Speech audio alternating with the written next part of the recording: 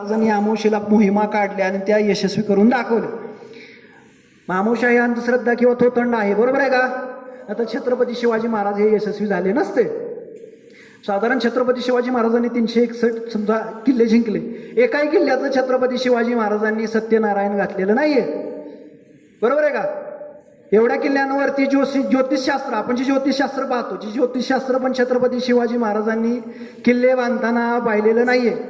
मग ह्याच्यावरून हे सिद्ध होतं की छत्रपती शिवाजी महाराज हे विज्ञानवादी, बुद्धिप्रामाण्यवादी आणि मन, मेंदू आणि मनगडावरती विश्वास ठेवणारे युगपुरुष राजा होते.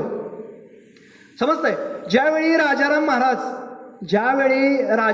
जन्माला आले, छत्रपती शिवरायांचे वंशज राजाराम महाराज ज्यावेळी जन्माला आले त्यावेळी ते पालथे जन्माला आले. त्यावेळी त्या ठिकाणी असणारे सवर्ण लोक, पुरोहित, पंडित लोक म्हटले, महाराज अपशकून राजे पालथे जन्माला आले, शांती करावं लागेल, सत्यनारायण घालावं लागेल, बरोबर आहे का? तर त्यावेळी छत्रपती शिवाजी महाराज म्हणाले, राजाराम महाराज पालथी जन्माला आले तर दिल्ली सुद्धा पालथी घालतील. हा दृष्टिकोन सकारात्मक छत्रपती शिवाजी महाराजांचा होता. तर पालथी जन्माला आले तर दिल्ली सुद्धा पालथी घालतील. आपण मांजर आडवं गेल्यानंतर 10 पावलं मागे जातो. तर हा दृष्टिकोन तुमचा चुकीचा आहे.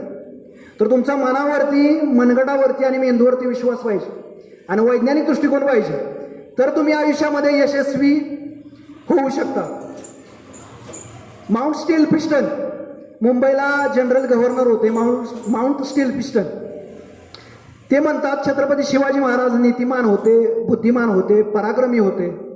छत्रपती शिवाजी महाराज जर आमच्या लंडनला जन्माला आले असते, जन्माला आले असते तर परदेशावर काय, परग्रहावर सुद्धा आम्ही राज्य केलं असतं.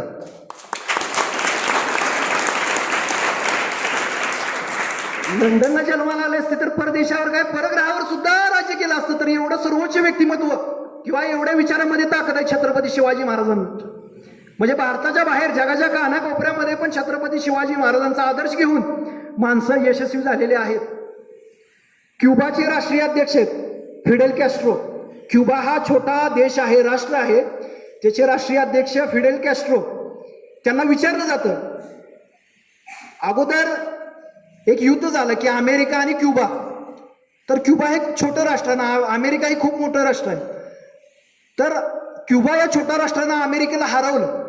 तर त्यावेळी त्या फिडेल कॅस्ट्रो यांना विचारलं जातं की तुम्ही अमेरिकेसारख्या बलाढ्य देशाला, बलाढ्य राष्ट्राला कसं काय हरवू शकला? त्यावेळी ते म्हणाले, आम्ही अमेरिकेसारख्या बलाढ्य राष्ट्राला हरवू शकलो किंवा पराजित करू शकलो याचं कारण होतं आमच्या युद्धनीतीचे प्रमुख म्हणजे छत्रपती शिवाजी महाराज होते.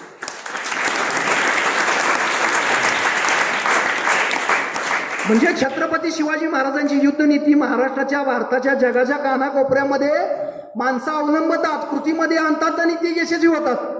आणि आपण काय केलं, छत्रपती शिवाजी महाराजांना मराठा जातीमध्ये, हिंदू धर्मामध्ये अडकून ठेवले, बंदिस्त करून ठेवले, बरोबर आहे का? हिंदू मुस्लिम, कापा कापी, तोडा तोडे, हा विचार छत्रपती शिवाजी महाराजांचा होता का? छत्रपती शिवाजी महाराज हे समतावादी होते. सगळ्यांना सोबत घेऊन छत्रपती शिवाजी महाराजांनी काम केलं. छत्रपती शिवाजी महाराजांचे जे तोफखान्याचे प्रमुख होते इब्राहिम खान होते. तोफखान्याचे प्रमुख इब्राहिम खान होते. आरमार प्रमुख दर्या सारंग दौलत खान होते. छत्रपती शिवरायांचे भरपूर अंगरक्षक हे मुसलमान होते. त्याच्यातला एक म्हणजे मदारी मेहतर. आणि ज्यावेळी पन्हाळगडाचा वेढा होता त्यावेळी पण एक शूर सरदार सिद्दी हिलाल हा मुसलमान आपल्याकडून होता आणि सिद्दी जोहर हा मुसलमान त्यांच्याकडे होता. मग छत्रपती शिवाजी महाराजांची लढाई ही धर्माची नव्हती, ती राजकीय होती. राजकीय लढाई होती, स्वातंत्र्याची लढाई होती. छत्रपती शिवाजी महाराजांची लढाई ही धर्माची नव्हती. ही गोष्ट लक्षात ठेवणं गरजेचं आहे. तुमच्या मनामध्ये, काळजामध्ये, अंतःकरणामध्ये बिंबवणं गरजेचं आहे. तर आता वातावरण भरपूर प्रदूषित आहे की छत्रपती शिवाजी महाराजांचा वापर हिंदू धर्म रक्षक असा केला जातो. छत्रपती शिवाजी महाराज हे समतावादी होते, विज्ञानवादी होते, बुद्धिप्रामाण्यवादी होते आणि सगळ्यांना सोबत घेऊन छत्रपती शिवाजी महाराजांनी काम केलं. मुस्लिम हे आपले बांधवच आहेत अशी छत्रपती शिवाजी महाराजांची भावना होती. छत्रपती शिवाजी महाराजांची एकच जात होती, ती म्हणजे कुठलीही मावळा. कुठली जात होती? एकच मावळा आणि एकच धर्म होता. कुठला? स्वराज्य. छत्रपती शिवाजी महाराजांचा धर्म कोणता होता? स्वराज्य. ते स्वराज्य घडलं पाहिजे, उभं राहिलं पाहिजे आणि स्वराज्यासाठी प्रत्येकानं कष्ट घेतले पाहिजेत. समजतंय? बाळासाहेब ठाकरे, हिंदू हृदय सम्राट बाळासाहेब ठाकरे यांचे वडील प्रबोधनकार केशव सीताराम ठाकरे यांनी बरीच पुस्तकं लिहिली आहेत. छत्रपती शिवरायांवरतीही त्यांनी पुस्तक लिहिले. तर ते त्या पुस्तकामध्ये म्हणतात, छत्रपती शिवाजी महाराजांच्या नावामध्ये इतकी ताकद आहे, इतकी ताकद आहे. छत्रपती शिवाजी महाराजांच्या नावामध्ये इतकी ताकद आहे, इतकी ताकद आहे, त्यांच्या समोर 33 कोटी देवांची फलटण बांधून आहे.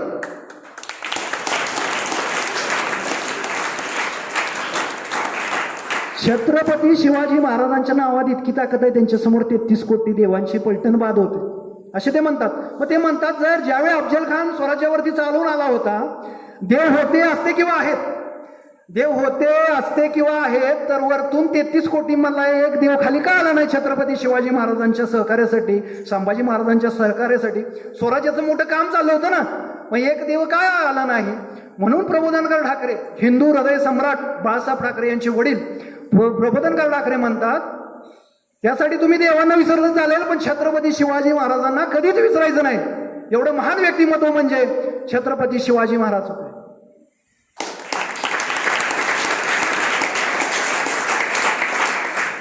आपल्या सातारामध्ये कर्मवीर भाऊराव पाटील यांनी रयत शिक्षण संस्थेची स्थापना केली. त्यांनी एक कॉलेज चालू केलं, छत्रपती शिवाजी कॉलेज सातारा. मग त्या ठिकाणी एक व्यावसायिक येतो, तो म्हणतो, अण्णा, कर्मवीर अण्णा, हे छत्रपती शिवाजी महाराजांचं नाव दिलेलं आहे, मी त्याला तुम्हाला 2 लाख रुपये देतो, हे दिलेलं नाव काढा आणि माझं नाव द्या. त्यावेळी कर्मवीर भाऊराव पाटील म्हणतात, अरे वेड्या, वेळ प्रसंग आला तर जन्म दिलेला बापाचं नाव बदलेन, पण छत्रपती शिवाजी महाराजांचं नाव मी कधीच बदलणार नाही. ही ताकद माझ्या छत्रपती शिवाजी महाराजांच्या विचारामध्ये आहे, कार्यामध्ये आहे, कर्तृत्वामध्ये, श्रेष्ठत्वामध्ये आहे आणि अस्तित्वामध्ये आहे. तर हे छत्रपती शिवाजी महाराजांचे हे विचार तुम्ही तुमच्या मनामध्ये बिंबवणं गरजेचं आहे. प्रतापराव गुजर कोल्हापूरमध्ये बहिलोल खानासोबत लढत असताना ते मरण पावतात. आणि त्यावेळी छत्रपती शिवाजी महाराज, प्रतापराव गुजर यांचं गाव सातारा जिल्ह्यामध्ये खटाव तालुक्यामध्ये आहे, तर त्यांच्या घरी जातात आणि छत्रपती शिवाजी महाराजांना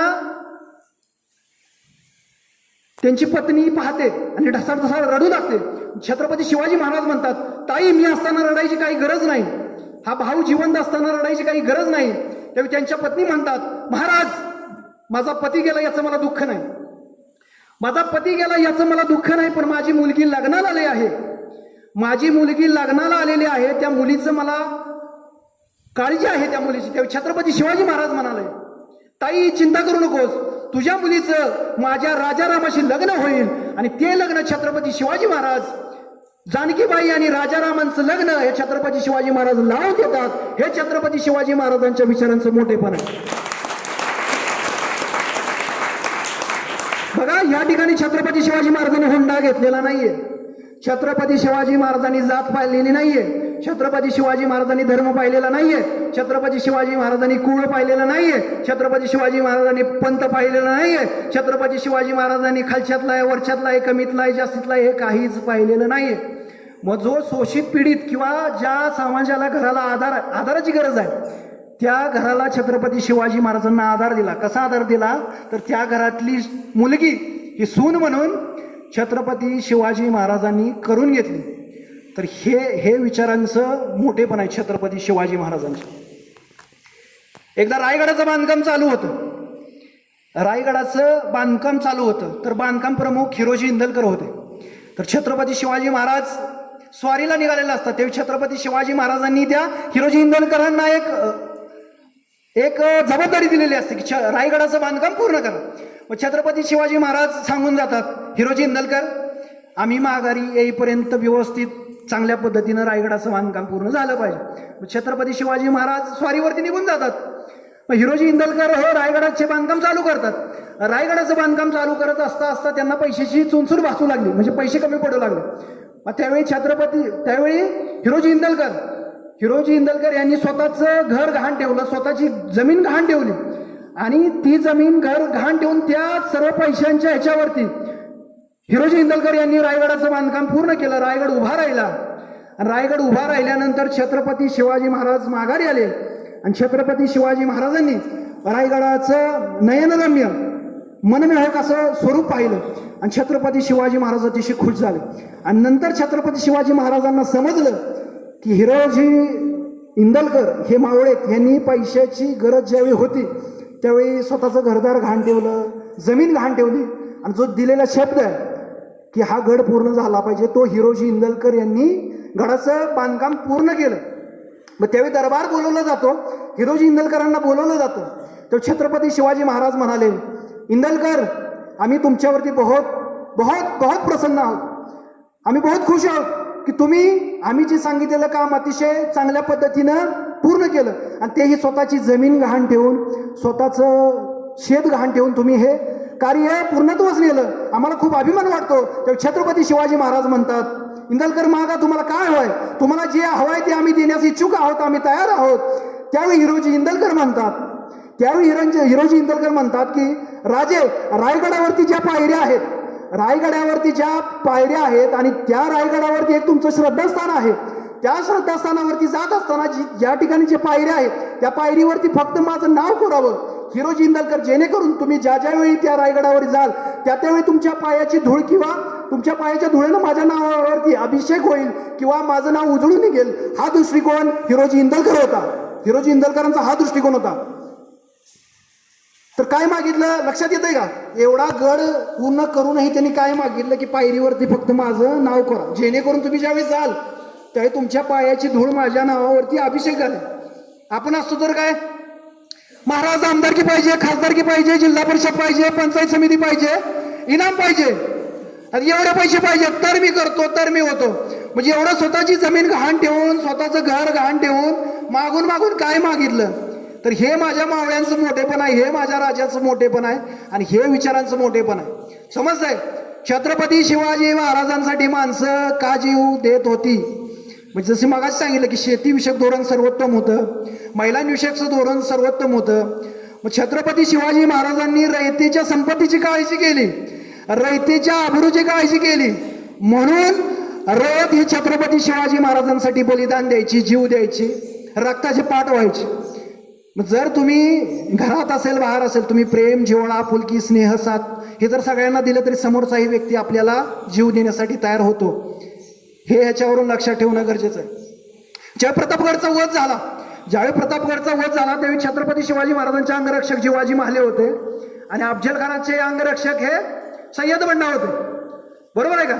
आणि सय्यद बंडा आणि त्यावेळी छत्रपती शिवरायांचे वकील होते व काजी हैदर होते, मुसलमान होते. छत्रपती शिवाजी महाराजांचे वकील काजी हैदर हे मुसलमान होते आणि अफजल खानाचे वकील हे कृष्णाजी भास्कर नव्हे, पुस्तकामध्ये कृष्णाजी भास्कर एवढाच उल्लेख आहे, जी नाही.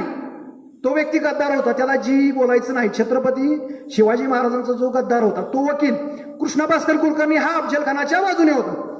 मग ज्यावेळी अफजल खान चालू झाला त्यावेळी छत्रपती शिवाजी महाराजांनी अफजल खानाचा कोतळा काढला आणि कोतळा काढल्यानंतर सय्यद बंडा हा धावत येतो दांडपट्ट्याच्या साह्यानं छत्रपती शिवाजी महाराजांच्या पूर्ण शरीराचे तुकडे तुकडे करणार होता. तेवढंच आपला अंगरक्षक जिवाजी माले हे सय्यद बंडाचा हवेतील हात, जो हवेत दांडपट्टा उडवला होता तो हवेतून हात जिवाजी माले यांनी उडवला आणि त्या ठिकाणी छत्रपती शिवाजी महाराजांचं रक्षण केलं. हे मावळ्यांचं मोठेपण आहे, हे मावळ्यांच्या कार्याचं कर्तृत्वाचं मोठेपण आहे. त्या ठिकाणी जर जिवाजी माले नसते तर छत्रपती शिवाजी महाराजांच्या शरीराच्या ठिकऱ्या झाल्या असत्या. यासाठी मावळ्यांचं योगदान खूप मोठं आहे. म्हणून म्हटलं जातं होता जिवा म्हणून वाचला शिवा, होता जिवा म्हणून वाचला शिवा. तर जिवाजी माले हे नाभिक समाजातील होते. भरपूर मावळे हे बहुजन समाजातील होते. भाऊ म्हणजे जास्त, जन म्हणजे जनता आणि मराठा हा पण बहुजन मध्येच येतो. ओपन, ओबीसी, एससी, एसटी सगळे बहुजन. तर असं मावळ्यांनी छत्रपती शिवाजी महाराजांसाठी मोठं काम केलेलं आहे. मग त्या ठिकाणी कोतळा काढून अफजल खानाची छत्रपती शिवाजी महाराजांनी कबर बांधली. महाराजांनी अफजल खानाची कबर बांधली पण कृष्णा भास्कर कुलकर्णीला मारलं. कृष्णा भास्कर कुलकर्णी हे ब्राह्मण होते पण त्या गद्दाराची छत्रपती शिवाजी महाराजांनी बांधली का? कबर किंवा समाधी काय बांधली का? काहीच बांधली नाही. तर जो शूरवीर होता अफजल खान, तो शत्रू होता, त्याची कबर बांधली, पण कृष्णा भास्कर कुलकर्णीचं काही अस्तित्व छत्रपती शिवाजी महाराजांनी ठेवलेलं नाहीये. तर ही धर्माची लढाई होती का? नव्हती. कारण शिवाजी महाराजांचा वकील हा काजी हैदर मुसलमान होता आणि अफजल खानाचा वकील हा कृष्णा भास्कर कुलकर्णी ब्राह्मण होता.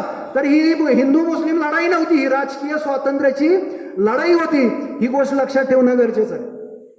ज्यावेळी प्रतापगडाचा वध झाल्यानंतर पन्हाळगडाला वेढा दिला, तेव्हा साधारण 3 ते 4 महिना तो वेढा चालला.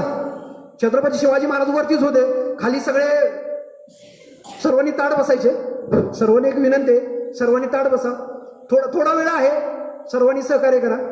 ज्यावेळी पन्हाळगडाला वेढा पडला त्यावेळी सिद्धी जोहरचे लोक खालीच थांबले होते आणि साधारण तो म्हणजे वरती गडावरती जे काय तुमचं धान्याचं कोठार असेल काय असेल ते संपल्यानंतर आपोआप छत्रपती शिवाजी महाराज शरण येतील अशी त्यांची भावना होती. साधारण 3 ते 4 महिना तो वेढा चालला. त्यांनी टाईट असा वेढा केलेला होता. त्यावेळी छत्रपती शिवाजी महाराजांना समजे ना काय करावं, काय युक्ती साधवावी. त्यावेळी छत्रपती शिवाजी महाराजांसारखे हुबेहूब दिसणारे शिवाकाशीद हे नाभिक समाजाचे एक सुपुत्र होते. तर ते हुबेहूब छत्रपती शिवाजी महाराजांसारखे दिसायचे. त्यांना प्रति शिवाजी म्हटलं जायचं. छत्रपती शिवाजी महाराजांसारखे दिसणारे प्रति शिवाजी त्यांना म्हटलं जायचं. तर त्यांना काय केलं, छत्रपती शिवाजी महाराजांचा पोशाख दिला, जिरेटोप दिला आणि छत्रपती शिवाजी महाराजांसारखं हुबेहूब त्यांना बनवण्यात आलं. मग एक काळोखाची रात्र होती, मग त्यावेळी 2 पालख्या तयार करण्यात आल्या. एका पालखीमध्ये छत्रपती शिवाजी महाराजांना बसवलं आणि एका पालखीमध्ये शिवाकाशीद यांना बसवलं. मग शिवाकाशीद यांची पालखी दुश्मन आहे, त्या दुश्मनाच्या गोटाच्या दिशेने छत्रपती शिवाजी महाराजांनी कुणाची पालखी पाठवली, शिवाकाशीद यांची पाठवली दुश्मनाच्या गोटाने. आणि छत्रपती शिवाजी महाराज दुसऱ्या विशाळगडच्या बाजूने निघाले. मग असं का केलं शिवाजी महाराजांनी की पहिल्यांदा दुश्मन आपला आहे तो थोडा वेडा ढिला झाला पाहिजे, दुश्मनाला गुमराह केलं पाहिजे, म्हणून छत्रपती शिवाजी महाराजांनी शिवाकाशीद यांची पालखी दुश्मनाच्या गोटात पाठवून दिली आणि छत्रपती शिवाजी महाराज इकडून निघू लागले. मग त्यावेळी शिवाकाशीच्या पालखीत होते, ती पालखी हळूहळू सिद्धी जोहरच्या गोट्यामध्ये येऊन पोहोचली.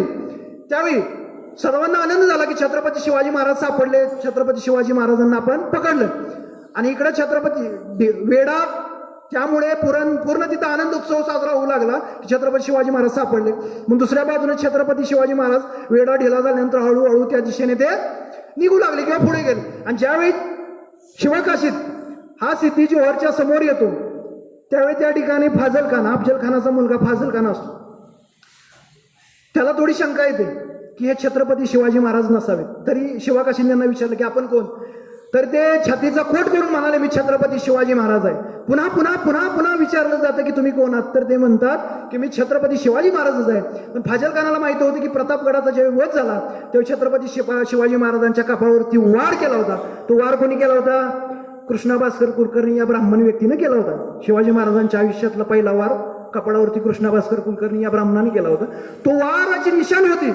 मग ते निशाणीमुळे फाजल खानाने ओळखले की हे छत्रपती शिवाजी महाराज नाहीयेत.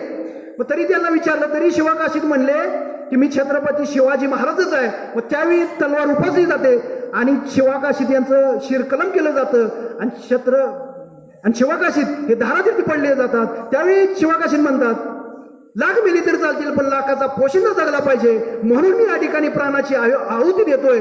आणि त्या ठिकाणी शिवाकाशीद हे धारातीर्थी पडतात. तर हे आपल्या मावळ्याचं आणि हे आपल्या राजाचं मोठेपण आहे. आणि त्या ठिकाणी दुसऱ्या बाजूने छत्रपती शिवाजी महाराज निघून जातात आणि त्या ठिकाणी बाजीप्रभू देशपांडे गोडखिंडीत त्यांना थांबवलं जातं. त्यांना एक जबाबदारी दिली जाते की बाजीप्रभू देशपांडे म्हणतात महाराज तुम्ही विशाळगडावरती जा, तुम्ही तोफेचा आवाज करा, पण आम्ही समजू की तुम्ही सुखरूप पोचलेला आहात, तोपर्यंत ही खिंड मी अडवून ठेवतो, लढवत ठेवतो, निश्चित जा. मग राजे विशाळगडाच्या दिशेने चालतही होतात आणि राजे विशाळगडाच्या दिशेने चालतही झाल्यानंतर विशाळगडावरती पोहोचल्यानंतर तोफाचा आवाज दिला जातो. पण त्यापूर्वी बाजीप्रभू देशपांडे हे लढता पूर्ण घायाळ झालेले होते, रक्तबंब झालेले होते. तरी दोन्ही तलवार हातात घेऊन ते लढत होते. आणि लढत असताना ज्यावेळी तोफेचा आवाज येतो तोपर्यंत ते उभे असतात आणि तोफेचा आवाज आल्यानंतर बाजीप्रभू देशपांडे खाली कोसळतात, पडतात आणि ते म्हणतात की मी माझं काम, मी माझी जबाबदारी पूर्ण केलेली आहे, माझा राज्य सुखरूप पोचलेला आहे. हे आपल्या मावळ्यांचं मोठेपण आहे आणि हे राजाच्या आज्ञेचं मोठेपण आहे. ही गोष्ट लक्षात ठेवा. आपण काय करतो, ग्रहपाठ सांगितलाय मी करत नाही, मला काही देणं नाही. तर जबाबदारी घ्यायला शिकलं पाहिजे. आपण जबाबदारी मॅडमनी काय सांगितलं, हा उपक्रम करायचे, तर पुढे कोण येत नाही, बरोबर आहे का? तर सामोरं गेलं पाहिजे, नडलं पाहिजे, भिडलं पाहिजे, त्या परिस्थितीशी 2 हात केलं पाहिजे, तर तुमच्यामधलं जे सामर्थ्य आहे, तुमच्यामधली जी धमक आहे ते जगाला दिसणार आहे किंवा समोर येणार आहे. तर हा विचार छत्रपती शिवाजी महाराजांकडून घेणं गरजेचं आहे. हा विचार छत्रपती शिवाजी महाराजांच्या मावळ्यांकडून घेणं गरजेचं आहे. समजतंय? तर छत्रपती शिवाजी महाराजांचा खरा इतिहास हा आहे. छत्रपती शिवाजी महाराज यांचा ज्यावेळी राज्याभिषेक झाला, सर्वांनी इकडे लक्ष द्या, छत्रपती शिवाजी महाराज यांचा राज्याभिषेक करणं का गरजेचं होतं? राज्याभिषेक झाला नाही तर ते छत्रपती होऊ शकत नाही. तर छत्रपती होण्यासाठी राज्याभिषेक असणं गरजेचं आहे. आणि राजाने जे काय आदेश दिलेले आहेत ते पाळण्यासाठी छत्रपती शिवाजी महाराज हे छत्रपती होणं गरजेचं आहे. तर त्यासाठी आपल्या स्वराज्यातील जे कोण पंडित होते, ब्राह्मण पंडित लोक होते, त्यांनी छत्रपती शिवाजी महाराजांच्या राज्याभिषेकाला विरोध केला. बघा, छत्रपती शिवाजी महाराज हिंदू, जे कोण पंडित ब्राह्मण होते ते पण हिंदू, मग तरी पण छत्रपती शिवाजी महाराजांना शिवाजी महाराजांच्या राज्याभिषेकाला विरोध का केला असावा, ह्याचा विचार करणं गरजेचं आहे. मग त्यावेळी काशीचा जो गागाभट्ट आहे त्यांना बोलवलं जातं आणि त्यांच्या कर्वे 6 जून 1674 छत्रपती शिवाजी महाराज यांचा पहिला राज्याभिषेक केला जातो. बघा, पहिला 2 राज्याभिषेक हे पण आपल्याला सांगितलं जात नाही. पहिला राज्याभिषेक हा 6 जून 1674 झाला आणि दुसरा राज्याभिषेक हा साधारण 24 सप्टेंबर 1674 झाला. आता ह्याचा विचार करतो का की पहिला झाला मग दुसऱ्याची काय गरज? पहिला राज्याभिषेक झाला, छत्रपती झाले, मग दुसऱ्या राज्याभिषेकाची गरज का लागली? तर ह्याचा विचार विनिमय चिंतन करणं गरजेचं आहे. समजतंय? तर ज्यावेळीच्या गागाभट्टाला आणलं जातं त्यावेळी 2 मंत्रोपचार म्हटले जायचे. जे क्षत्रिय आहेत किंवा उच्चवर्णीय आहेत त्यांना वेदोक्त मंत्रोपचार म्हटलं जायचं. क्षत्रिय आणि जे उच्चवर्णीय आहेत त्यांच्यासाठी वेदोक्त मंत्रोपचार म्हटला जायचा आणि जे शूद्र आहेत, अतिशूद्र आहेत, त्यांना पुराणोक्त मंत्रोपचार म्हटलं जायचं. छत्रपती शिवाजी महाराज हे क्षत्रिय होते, बरोबर आहे, क्षत्रिय कुलावंतांचं. तर मग त्यावेळी गागाभट्ट जो येतो त्यानं वेदोक्त मंत्रोपचार म्हटला पाहिजे, पण त्यानं पुराणोक्त मंत्रोपचार म्हणतो. तो पहिल्या राज्याभिषेकावेळी पुराणोक्त मंत्रोपचार म्हटला जातो आणि ही गोष्ट कोणाच्याही लक्षात येत नाही. पण संस्कृत पंडित छत्रपती संभाजी महाराज हे हुशार होते. त्यांनी 4 ग्रंथ लिहिले, बुधभूषण, नखशिकांत, नायिका भेद आणि 7 सदक, 4 ग्रंथ लिहिले. मग छत्रपती संभाजी महाराज हे संस्कृतमध्ये खूप हुशार, खूप माहीर होते. मग ह्यांना संभाजी महाराजांना ही गोष्ट लक्षात आली. त्यांनी नंतर छत्रपती शिवाजी महाराजांना सांगितले, महाराज, ह्या राज्याभिषेका माध्यमातून आपला अवमान किंवा अपमान झालेला आहे. मग त्यावेळी छत्रपती शिवाजी महाराज ठरवतात की आपला दुसरा राज्याभिषेक होणं गरजेचं आहे. म्हणून साधारण 2 ते 2.5 महिन्यानंतर 24 सप्टेंबर 1674 छत्रपती शिवाजी महाराज हे शाक्त पद्धतीनं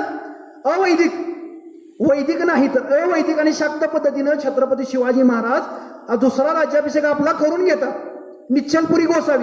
निश्चलपुरी गोसावी यांच्या माध्यमातून दुसरा राज्याभिषेक मोठ्या थाटामाटात साजरा झाला. पण दुसऱ्या राज्याभिषेकाचा इतिहास सांगितला जात नाही.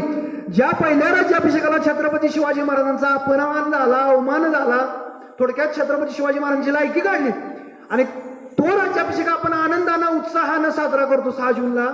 ही मोठी शोकांतिका आहे किंवा हा मूर्खपणाचा कळस आहे आपल्यासाठी. समजतंय? तर हा इतिहास कोण सांगत नाही, हा इतिहास कोण बोललं जात नाही किंवा हा इतिहास वाचला जात नाही. समजतंय? तर छत्रपती शिवाजी महाराजांचे गुरु कोण? छत्रपती शिवाजी महाराजांचे पहिले गुरु म्हणजे राजमाता, राष्ट्रमाता, आदर्श माता मासाहेब जिजाऊ. छत्रपती शिवाजी महाराजांचे हे एकमेव गुरु होते. आणि दुसरे गुरु म्हणजे छत्रपती शिवाजी महाराजांचे वैचारिक गुरु म्हणजे जगद्गुरु संतश्रेष्ठ तुकाराम महाराज. दादोजी कोंडदेव ब्राह्मण हे छत्रपती शिवाजी महाराजांचे गुरु नव्हते. रामदास स्वामी ब्राह्मण हे छत्रपती शिवाजी महाराजचे गुरु नव्हते. औरंगाबादचं जे खंडपीठ आहे त्यांनी निकाल दिलेला आहे किंवा डिक्लेअर केलेला आहे की रामदास स्वामी हे छत्रपती शिवाजी महाराजांचे गुरु नव्हते आणि नाहीत. दादोजी कोंडदेव हे सेवक होते, छत्रपती शिवाजी महाराजांचे गुरु नव्हते. आणि रामदास स्वामी आणि शिवाजी महाराजांचाही काही उल्लेख नाही.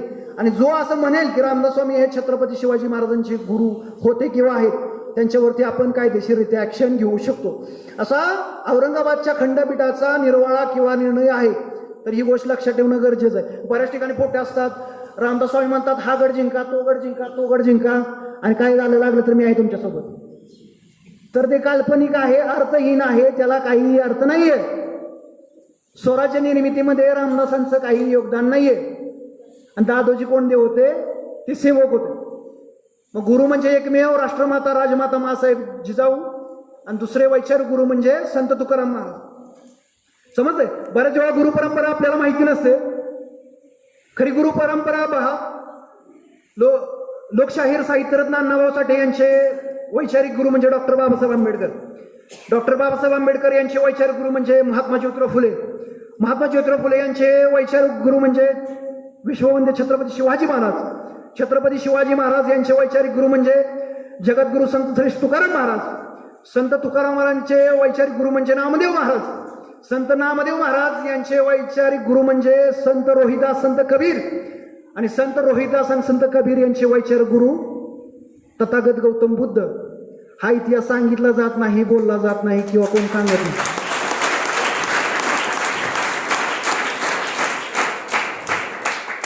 बघा, संतांची विचारधारा पण काय, प्रेम दया करुणा शांती. आणि गौतम बुद्धांची पण विचारधारा काय, प्रेम दया करुणा शांती. साधारण तसं म्हणायला गेलं तर गौतम बुद्ध हे ओबीसी होते, हे बऱ्याच जणांना माहिती नाही. मग आंबेडकरांनी बुद्धांना स्वीकारलं म्हणून बुद्धांना आपण न स्वीकारणं हे चुकीचं आहे. पुस्तक आहे बुद्ध महार झाले, विठ्ठल साठे यांचं पुस्तक आहे की बुद्ध महार झाले. म्हणजे छत्रपती म्हणजे आंबेडकरांनी बुद्धांना स्वीकारलं म्हणून बुद्ध महार झाले का नाही, तर बुद्धांचा इतिहासही जाणून घेणं, समजून घेणं गरजेचं आहे. तर हे गुरु शिष्य परंपरा ही आहे, हे वास्तव आहे. तर ह्याच्यामधून आपण जागृत झालं पाहिजे, समजून घेतलं पाहिजे. आता गो ब्राह्मण प्रतिपालक छत्रपती शिवाजी महाराजांना सांगितलं जातं, गो ब्राह्मण प्रतिपालक. बरोबर आहे का? पण छत्रपती शिवाजी महाराजांची स्वदस्तुराची 27 पत्र आहेत. स्वदस्तुराची 27 पत्रे आहेत. त्याच्यामध्ये छत्रपती शिवाजी महाराजांनी कुठेही उल्लेख केलेला नाही की गो ब्राह्मण प्रतिपालक. म्हणजे छत्रपती शिवाजी महाराजांचा स्वतः गो ब्राह्मण प्रतिपालक असा कुठेही उल्लेख केलेला नाहीये. 27 स्वतःची पत्रकं आहेत.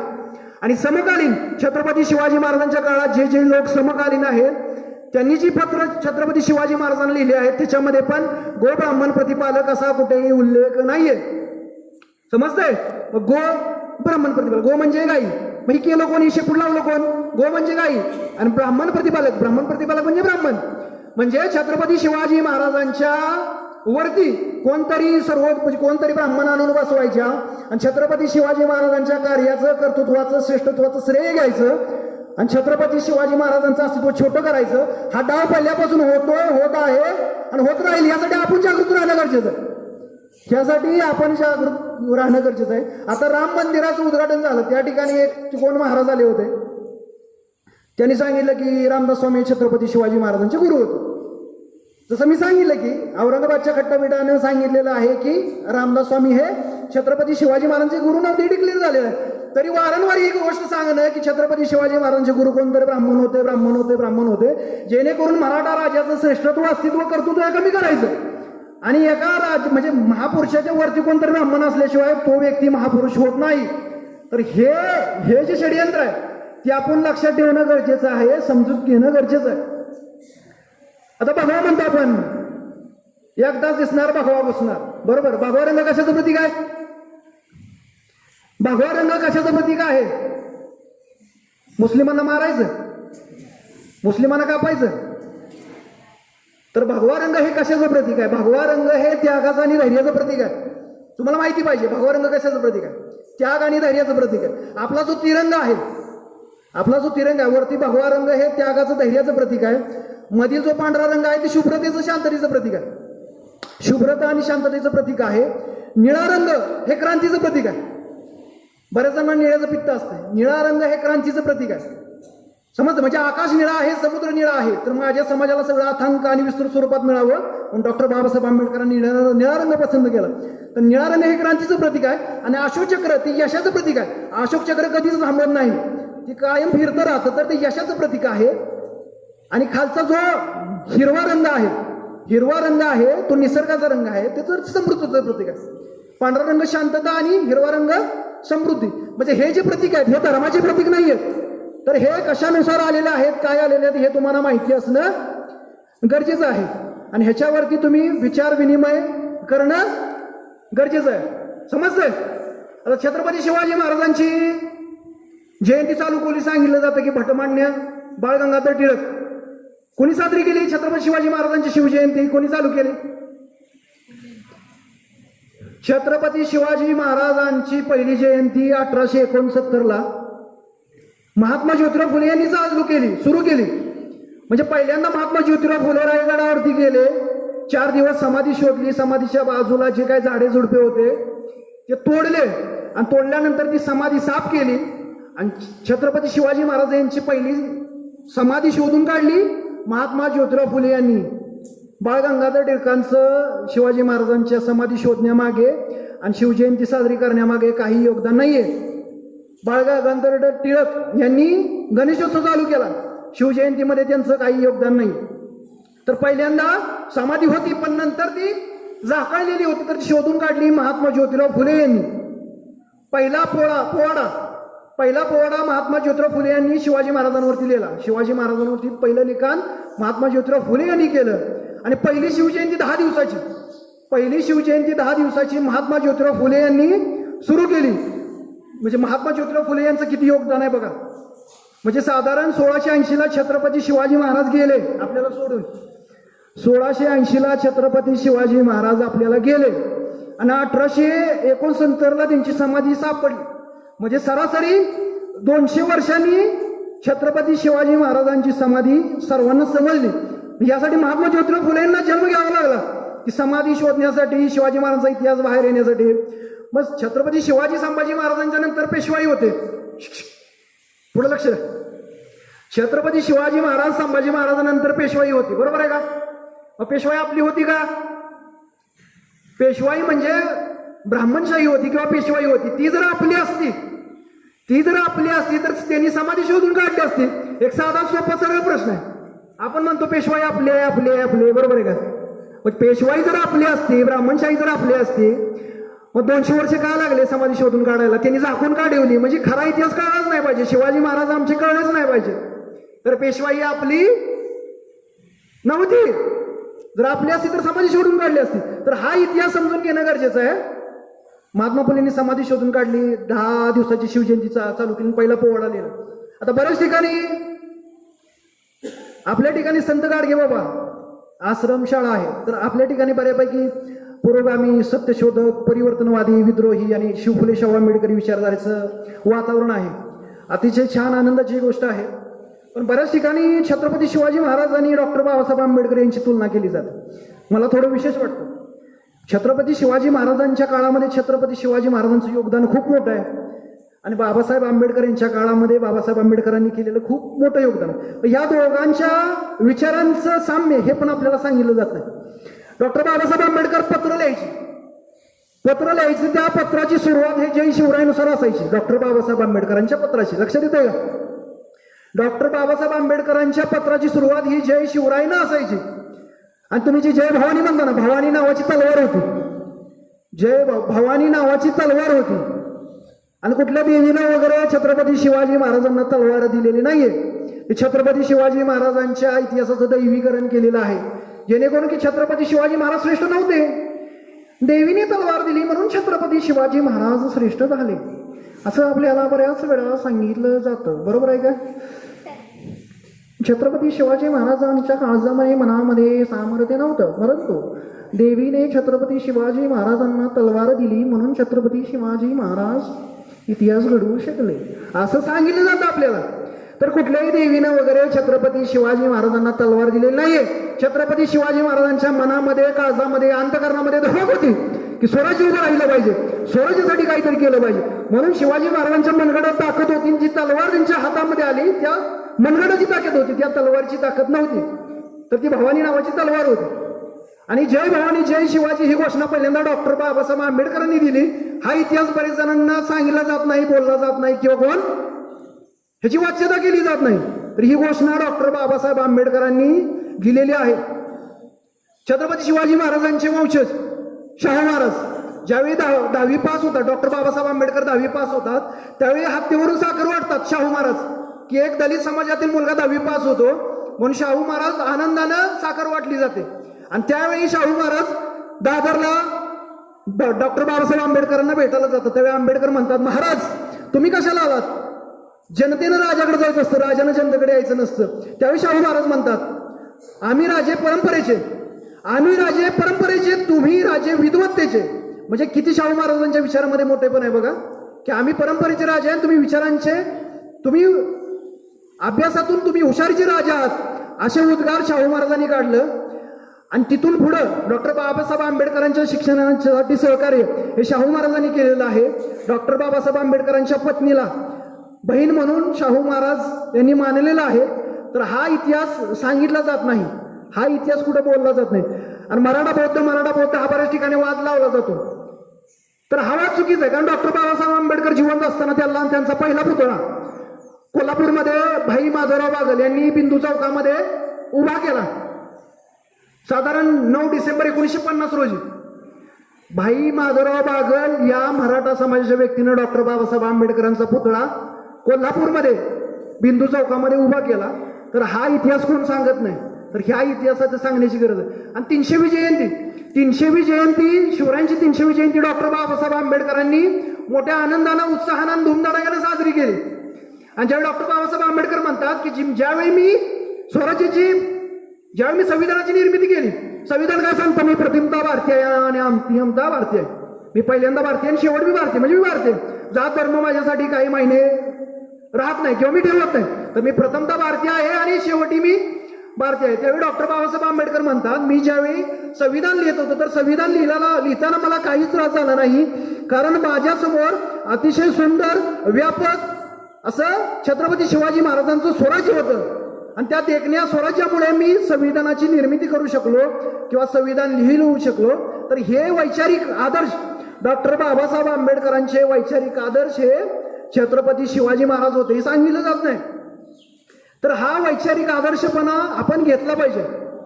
आता जसं मी मगाशी सांगितलं की छत्रपती शिवाजी महाराज यांच्या राज्याभिषेकाच्या पहिले शिवाजी महाराजांना शूद्र संबोधलं गेलं. शूद्र पहिल्या काळी ओपन ओबीसीला शूद्र म्हटलं जायचं. संविधानाच्या अगोदर ओपन ओबीसीला शूद्र म्हटलं जायचं. आणि नंतरच्या ज्या काही आपल्या जाती आहेत त्यांना अतिशूद्र म्हटलं जायचं.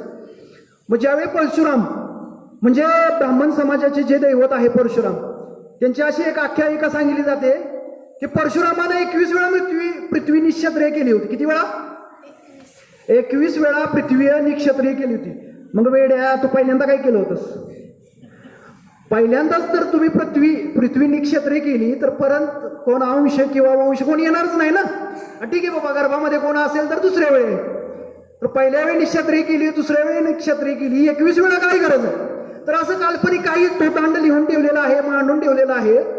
परशुरामाने 21 वेळा पृथ्वी निक्षत्रिय केली होती. तर त्या बेसनुसार, त्या आधारानुसार छत्रपती शिवाजी महाराज हे शूद्र आहेत. म्हणजे छत्रपती शिवाजी महाराज हे क्षत्रिय नाही आहेत, तर शिवाजी महाराजांना छत्रपती बनण्याचा अधिकार नाही असं त्यावेळेचे ब्राह्मण, पुरोहित, पंडित म्हणत होते. हे कुठल्या आधारावर? मनुस्मृती नावाचा एक ग्रंथ आहे. मनुस्मृती नावाचा ग्रंथ आहे. त्या मनुस्मृती नावाच्या ग्रंथानं छत्रपती शिवाजी महाराजांना शूद्र संबोधलं. छत्रपती शिवाजी महाराजांचा राज्याभिषेक नाकारला. आणि त्याच मनुस्मृतीनुसार छत्रपती संभाजी महाराजांची हत्या करण्यात आली.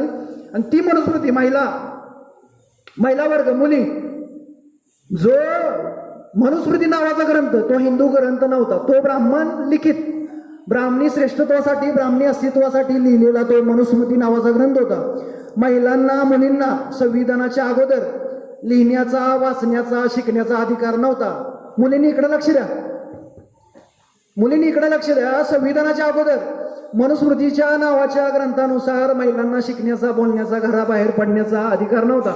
मनुस्मृती काय सांगायची की महिलांनी फक्त घरातच बसायचं, धुणं भांडी स्वयंपाक करायचा, बाहेर पडायचं नाही, बाहेर पडलं की धर्म मोडतो. तर यासाठी महिला हे फक्त धुणं भांडी स्वयंपाकच करायचं असं कोण मनुस्मृती म्हणायचं. मग ज्या मनुस्मृतीने लिहिण्याचा, वाचण्याचा मनुस्मृतीनुसार तुम्हाला अधिकार नव्हता, शिवाजी महाराजांना शूद्र संबोधलं, शिवाजी महाराजांचा राज्याभिषेक नाकारला, छत्रपती संभाजी महाराजांची मनुस्मृतीनुसार हत्या करण्यात आली. तो मनुस्मृती नावाचा ग्रंथ डॉक्टर बाबासाहेब आंबेडकरांनी 25 डिसेंबर 1927 रोजी रायगडाच्या पायथ्याला जाळला, म्हणजे त्याचं दहन केलं. काय केलं? दहन. मनुस्मृती नावाच्या ग्रंथाचं डॉक्टर बाबासाहेब आंबेडकरांनी साधारण 25 डिसेंबर 1927 रोजी दहन केलं. मग डॉक्टर बाबासाहेब आंबेडकर हे कट्टर मावळे होते की नाही शिवाजी महाराजांचे? होते का नाही?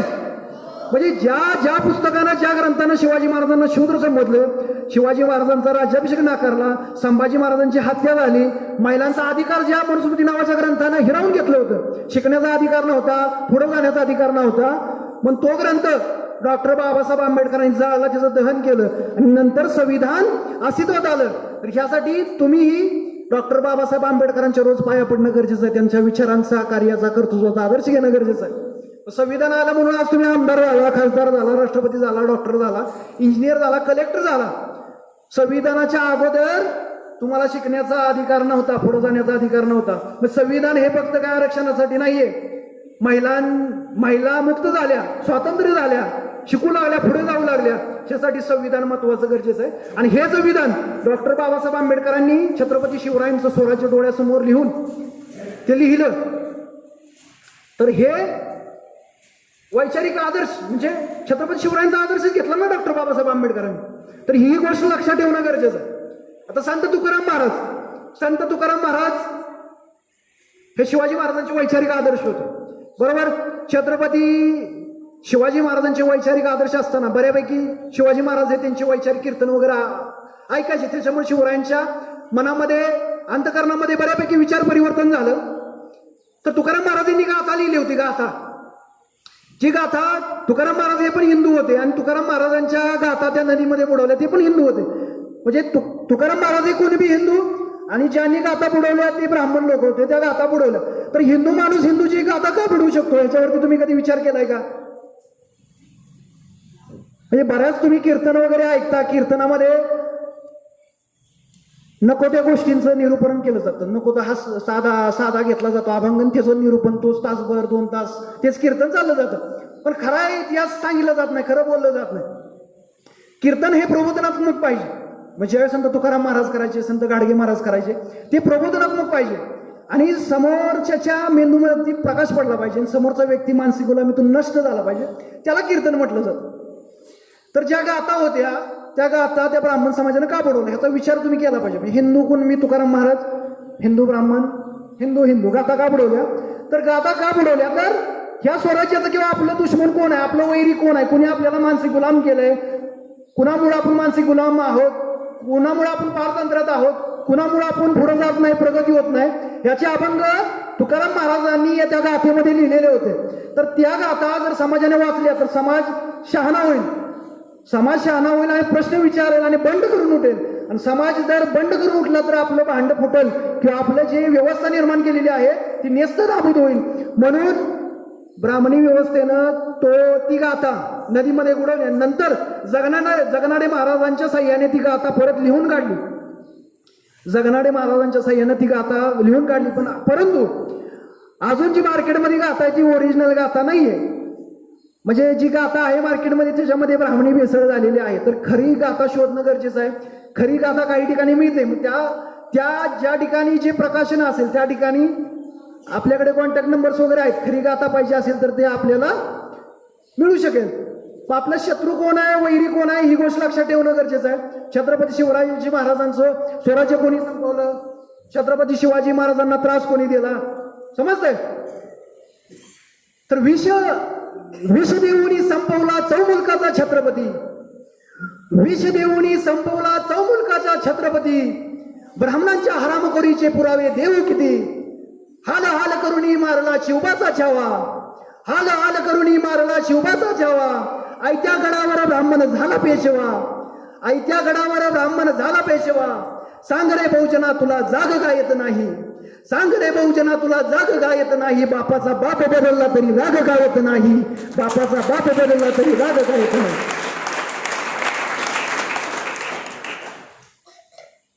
विष देऊनी संपवला चौमुलकाचा छत्रपती.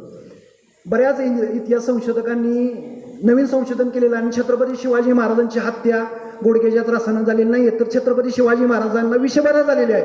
आणि विषबाधा कोणी केलेली आहे, जे अंतर्गत जे होते अंतर्गत जे स्नेही होते, अंतर्गत जे शिवरायांचे कर्मचारी होते, त्यांच्या माध्यमातूनच छत्रपती शिवाजी महाराजांना विषयबाधा झालेली आहे. नवीन संशोधन झालेलं आहे, त्याच्यामधून ही गोष्ट स्पष्ट होत आहे. समजते? विषय देऊनी संपवला चौ मुलकाचा छत्रपती, ब्राह्मणांच्या हरामखोरीचे पुरावे देऊ किती, हाल हाल करून मारला शिवबाचा छावा, आयत्या गडावर ब्राह्मण झाला पेशवा. म्हणजे हाल हाल करून संभाजी महाराजांना मारण्यात आलं ती मनुस्मृती नावाच्या ग्रंथानं. मनुस्मृती नावाचा ग्रंथ काय म्हणतो? मनुस्मृती नावाचा ग्रंथ म्हणतो की जो संस्कृत लिहिल, मगाशी सांगितलं संभाजी महाराज हे खूप हुशार होते. बुधभूषण, नखशिखांत, नायिका बेत आणि 7 शतक हे 4 ग्रंथ लिहिले. तर संस्कृतमध्ये संभाजी महाराज हे खूप हुशार होते. तर त्या मनुस्मृती नावाच्या ग्रंथामध्ये लिहिले की संस्कृत लिहिणं वाचणं बोलणं ही फक्त ब्राह्मणांची मक्तेदारी आहे.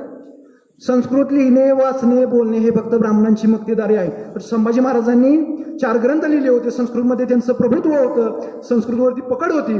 म्हणून ज्यावेळी संभाजी महाराज म्हणजे जे रामदास स्वामींचे जे शिष्य होते ते फितूर झाले आणि संभाजी महाराजांना अडकवण्यात आलं. आणि छत्रपती संभाजी महाराजांना ज्यावेळी अडकवलं त्यावेळी छत्रपती संभाजी महाराजांच्या दुश्मनाच्या सोबत आपल्यातलीच काही ब्राह्मण मंडळी होती आणि मनुस्मृती नावाच्या ग्रंथानुसार छत्रपती संभाजी महाराजांची हत्या झाली. तर तो मनुस्मृती नावाचा ग्रंथ काय सांगतो? जो संस्कृत लिहिल त्याचा हात छाटा, जे संस्कृत बघल त्याचा डोळा काढा, जे संस्कृत ऐकल त्याच्या कानात शिसवता, आणि जो संस्कृतच्या सहवासात राहील त्याच्या अंगाचं तुकडे घात. म्हणजे ब्राह्मण सोडून संस्कृतवरती कुणाची मक्तेदारी नाही किंवा संस्कृत कोण बोलू शकत नाही, वाचू शकत नाही, लिहू शकत नाही. म्हणून संभाजी महाराजांची हत्या ब्राह्मणी मनुस्मृती नावाच्या ग्रंथानुसार झाली. समजतंय? तर हा इतिहास कुठं लिहिला जात नाही, हा इतिहास कुठं बोलला जात नाही. तर हा इतिहास समजून घेणं गरजेचं आहे. बरोबर? आणि सांग रे भाऊजीना तुला जाग काय येत नाही, बापाचा बाप बदलला तरी राग काय येत नाही. बाप बदलणे म्हणजे आता तुम्हाला माहिती असेल बरेच वेळा खतर छत्रपती शिवाजी महाराजांवरती पहिलं पुस्तक कृष्णराव अर्जुन केळुसकर यांनी लिहिलं. अतिशय विस्तृत आणि चांगल्या पद्धतीनं खरा इतिहास मांडणं ते पुस्तक लिहिलं जातं. पण बऱ्याच वेळा बाबासाहेब पुरंदरे माहित आहेत का? दाढीवाले, महाराष्ट्र भूषण त्यांना पुरस्कार दिला. पद्मविभूषण आणि महाराष्ट्र भूषण असे 2 पुरस्कार दिले. बळवंत मोरेश्वर पुरंदरे म्हणजेच बाबासाहेब पुरंदरे म्हणजेच ब्राह्मण, म्हणजेच राज ठाकरेचे फॅन, म्हणजेच राज ठाकरे हे सुद्धा ब्राह्मण. तर त्यांनी लिहिलेलं हे पुस्तक आहे. म्हणजे बापाचा बाप बदलला त्याचा मी संदर्भ देतोय.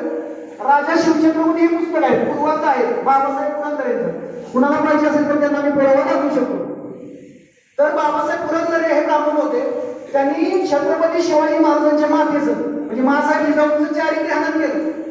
चारित्र्य हनन केलं म्हणजे दादोजी कोंडदेव हे ब्राह्मण, दादोजी कोंडदेव ब्राह्मण हे सेवक होते, ते काय शिवाजी महाराजांचे गुरु नव्हते. तर दादोजी कोंडदेव आणि मासाहेब जिजाऊ यांचं त्यांनी अनैतिक संबंध दाखवलेले आहेत त्या पुस्तकामध्ये.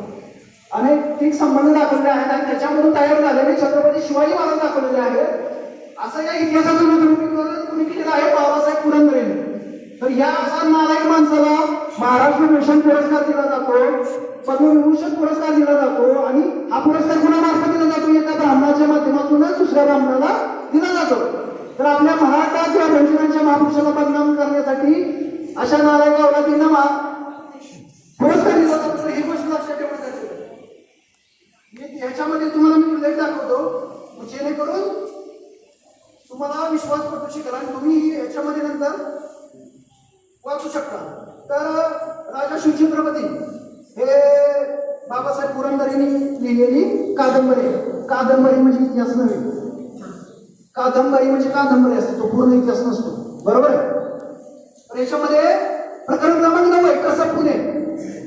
प्रकरण क्रमांक 9 कसब पुणे. तर याच्यामध्ये उल्लेख केलेला आहे. मी हे वाचून दाखवतो म्हणजे तुमच्या लक्षात येईल कशा प्रकारे इतिहासाचं विकृतीकरण केलेलं आहे. पंतांचे म्हणजे दादोजी कोंडदेव पंतांचे शहाजी राजांवर, आईसाहेबांवर, शिवबावर, भोसले कुटुंबांवर असे प्रेम होते, स्वामी आणि सेवक हे नातेच उरले नव्हते. काय म्हणतात? पंतांचे शहाजी राजांवर, आईसाहेबांवर, शिवबावर, भोसले कुटुंबावर असे प्रेम होते, स्वामी आणि सेवक हे नातेच उरले नव्हते. आईसाहेबांवर ते फार माया करीत. बघा काही शब्दप्रयोग केलेले आहेत. दादोजी कोंडदेव हे आईसाहेबांवर ते फार माया करीत. ती बाई अशी तशी नाही, ती बाई अशी तशी नाही, हिची जडणघडण काही वेगळीच आहे. म्हणजे माँसाहेब जिजाऊंच्या चारित्र्यावरची शंका उपस्थित केलेली आहे दादोजी कोंडदेवांनी. हे त्यांनी ओळखले होते. शिवबावर तर खुद्द शहाजीराजांचाही नसेल एवढा जीव पंतांचा होता. शिवाजी महाराजांवर शहाजीराजांचा जेवढा जीव नव्हता तेवढा पंतांचा होता. पंतांची राहणी अगदी साधी, लक्ष सदोदित कामकाजात तीच स्नान सध्या, त्या अधूनमधून संसारातही लक्ष देत.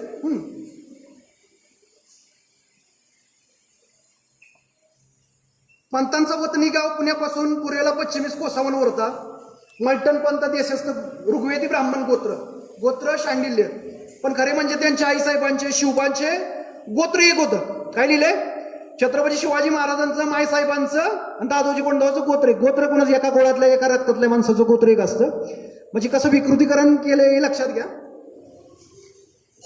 प्रचंड अवघड सह्याद्री. पंत भारदस्त होते, पंत भारदस्त होते, जबरदस्त होते, बंदिस्त होते, सह्याद्री सारखे. पंतांचा स्वभाव अतिशय निष्ठावंत, तितकाच करारी. त्यांच्या सुस्वभावाला सुईसारखे टोक होते, टोचणारे पण जोडणारे. शिस्ती हे ते अतिशय कडक. शिस्ती जरा इतकेच तिकडे झालेले, इकडचे तिकडे झालेले त्यांना खपत नसे, पण प्रेमळी त्यांच्यासारखे तेच. पंत म्हातारी झाले होते, पण त्यांच्या स्वभावातला हौशीपणा काही कमी झाला नव्हता. स्वभावातला हौशीपणा काही कमी झालेला नव्हता. मोठा हौशी म्हातारा. म्हातारपणी हौस करायला मन तरुण असावं लागतं.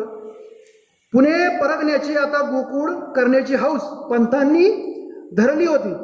म्हणजे याच्यावरून हे पुस्तक आहे राजा शिवछत्रपती बाबासाहेब पुरंदरे, बळवंत मोरेश्वर पुरंदरे म्हणजे ब्राह्मण यांनी प्रकरण क्रमांक 9 मध्ये असं विकृतीकरण केलेलं आहे.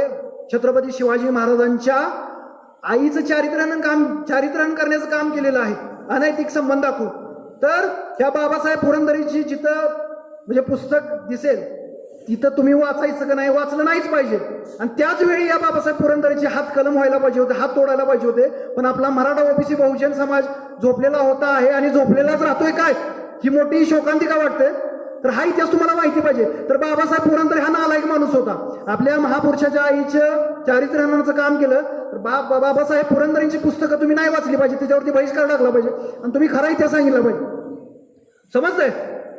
तर असं विकृतीकरण म्हणजे ब्राह्मण समाजाने किती विकृतीकरण इतिहासामध्ये केलेलं आहे. छत्रपती शिवाजी महाराजांना कसा त्रास केलेला आहे. तर मगाशी मी सांगितलं की हिंदू हृदय सम्राट बाळासाहेब ठाकरे यांचे वडील प्रबोधनकार केशव सीताराम ठाकरे यांनी अजून एक पुस्तक लिहिलेलं आहे की छत्रपती शिवाजी महाराजांच्या स्वराज्याचा खून ब्राह्मणाने केला. छत्रपती शिवाजी महाराजांच्या स्वराज्याचा खून ब्राह्मणाने केला हे पुस्तक आहे. आता हे पुस्तक आपण आणलेलं नाहीये, पण तेही पुस्तक कधी तुमच्या वाचण्यात आलं तर तेही पुस्तक वाचलं पाहिजे. त्यांनी भरपूर पुस्तकं लिहिली, साधारण 10-15 त्यांची पुस्तकं आहेत. तर तेही पुस्तक तुम्ही वाचलं पाहिजे. हा इतिहास कोण सांगत नाहीये, बरोबर आहे का? आता हे पुस्तक आहे शिवाजी कोण होता. हे पुस्तक इथं तुमच्या शाळेमध्ये वाटलं जाणार आहे, दिलं जाणार आहे, पुस्तिका आहेत. तर शिवाजी कोण होता हा एकेरी उल्लेख नाहीये. बऱ्याच जणांना वाटेल की एकेरी उल्लेख आहे, माझ्या राजाबद्दल एकेरी उल्लेख केला. तर याच्यामध्ये कॉम्रेड गोविंद पानसरे हे कोल्हापूरचे होते. कॉम्रेड गोविंद पानसरे, तर ह्याच्यामध्ये यांनी खरा इतिहास लिहिलेला आहे. शिवाजी महाराजांचा खरा इतिहास काय. मग ह्याच्यामध्ये काय लिहिलंय? शिवाजी कोण होता हा एकेरी उल्लेख नाही. तर जेवढं माझ्या आईवर, जेवढं माझ्या ममतेवर प्रेम आहे तेवढंच माझं छत्रपती शिवाजी महाराजांवरती प्रेम आहे याचा उल्लेख याच्यामध्ये केलेला आहे. तर हा एकेरी उल्लेख नाही. बरेच जण काय करतात, या पुस्तकाला एकेरी उल्लेख आहे म्हणून टार्गेट केलं जातं. तर हे पुस्तक अतिशय सुंदर आहे. या पुस्तकामध्ये खरा इतिहास आहे. आणि हे पुस्तक लिहिलं आता हे साधारण पुस्तक 11 भाषेमध्ये प्रकाशित झालेलं आहे. छोटं पुस्तक आहे, 11 भाषेमध्ये हे पुस्तक प्रकाशित झालेलं आहे. आणि खरा इतिहास समजायला लागला किंवा माणसं शहाणी झाली या पुस्तकामुळे. म्हणून गोविंद पानसरे यांची हत्या केली. या पुस्तक लिहिलं म्हणून यांची हत्या करण्यात आली. म्हणजे खरं बोलण्याचा अधिकार नाही. अभिव्यक्ती स्वातंत्र्यावरती पण गदा आणली जाते पहा. गोविंद पानसरे यांची हत्या केली हे पुस्तक लिहिलं म्हणून. पण ज्यावेळी त्यांची हत्या झाली त्यानंतर ही पुस्तक खूप प्रसिद्ध झालं. 11 भाषेमध्ये हे पुस्तक उपस्थित आहे किंवा उपलब्ध आहे. तर साठी हे पुस्तक तुम्ही वाचणं गरजेचं आहे. मग याच्यामध्ये दिलेलं आहे की स्वराज्याचा शत्रू कोण, स्वराज्य कोणी संपवलं, स्वराज्याला त्रास कोणी दिला, छत्रपती शिवाजी महाराजांना, संभाजी महाराजांना त्रास कोणी दिला. त्यासाठी हे छोटं पुस्तक आहे. मी सर्व मित्रमैत्रिणींना विनंती करेन की हे पुस्तक आवर्जून म्हणजे एकाचं झाल्यानंतर दुसऱ्यांनी वाचावं. म्हणजे ह्याच्यामध्ये पण तोच उल्लेख आहे की छत्रपती शिवाजी महाराजांना त्रास कोणी दिला? ब्राह्मणांनी दिला. स्वराज्य कोणी संपवलं? ब्राह्मणांनी. खरं वास्तव काय? आणि हे खरं वास्तव मांडलं म्हणून त्यांची हत्या करण्यात आली. यासाठी हे पुस्तक वाचन होणं गरजेचं आहे. बरोबर आहे का? म्हणजे आपला दुश्मन कोण आहे? आपला म्हणजे ब्राह्मण हा दुश्मन नाही. आपला विरोध हा ब्राह्मणाला नाही. आपला विरोध हा ब्राह्मणी व्यवस्थेशी आहे, ब्राह्मणवादाशी आहे. आपला विरोध हा वैदिक व्यवस्थेशी आहे. आपला विरोध हा वर्ण वर्चस्ववादाशी आहे. आपला विरोध हा कट्टरतेशी आहे. आपला विरोध हा धर्मवादाशी आहे. बरोबर आहे का? पण खरा यासाठी खरा इतिहास समजून घेणं गरजेचं आहे. साने गुरुजी म्हणतात, खराची एकची धर्म. बरोबर आहे का? खराची एकची धर्म जगाला प्रेम अर्पावे. धर्म कशाला म्हटलं जातं? खराची एकची धर्म जो जगाला प्रेम अर्पण करेल. म्हणजे तुम्ही शिवाजी महाराजांचं जे विचार आत्मसात करत असताना छत्रपती शिवाजी महाराजांचे विचार किती प्रेरणादायी, सोपे, छान होते, तर हे लक्षात ठेवणं गरजेचं आहे. म्हणजे कुठल्या संतांनी किंवा महापुरुषांनी कधी मुस्लिमांचा द्वेष केलाय का? तुकाराम महाराजांनी मुस्लिमांचा द्वेष केलाय का? नाही. गाडगेबाबांनी मुस्लिमांचा द्वेष केला का? नाही. कुठल्या संतांनी मुस्लिमांचा द्वेष केलाय का? नाही. शिवाजी महाराजांच्या सोबत भरपूर मुसलमान मावळे होते, अंगरक्षक होते. संभाजी महाराजांसोबत पण मुसलमान मावळे होते. आपला दुश्मन मुसलमान सांगितला जातो. आता सध्याचं राजकीय वातावरण पाहता, महाराष्ट्रातील असेल, भारतातील असेल, तर आपला दुश्मन हा मुस्लिम नाहीये. आपला दुश्मन कोणी वेगळाच आहे. मग त्यासाठी दिनकरराव जवळकर यांचं पुस्तक आहे देशाचे दुश्मन.